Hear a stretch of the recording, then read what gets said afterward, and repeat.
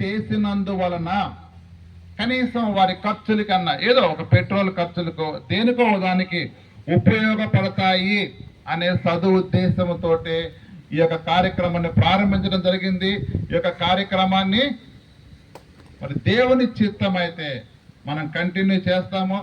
Numbers కూడా పెంచుతూ పోతూ ఉన్నాము. మరి తర్వాత దొనకొండ కుల సమాజం కూడా 5 మండలాలు దాటి కూడా బయట మండలాల వాడు కూడా ఆశతో వచ్చినందుకు వారిని కూడా కాదనకుండా వారిని కూడా సభ్యులుగా చేర్చడం జరిగింది.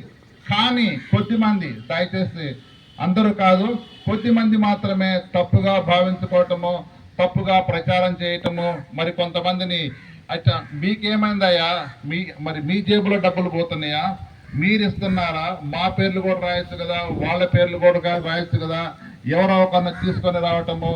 ఇప్పుడున్నటువంటి లిస్టులో కూడా కొంతమంది పాస్టర్లు కాని వాళ్ళు, సేవకులు కాని వాళ్ళు ఉన్నారనేటటువంటిది కొన్ని వదంతులు.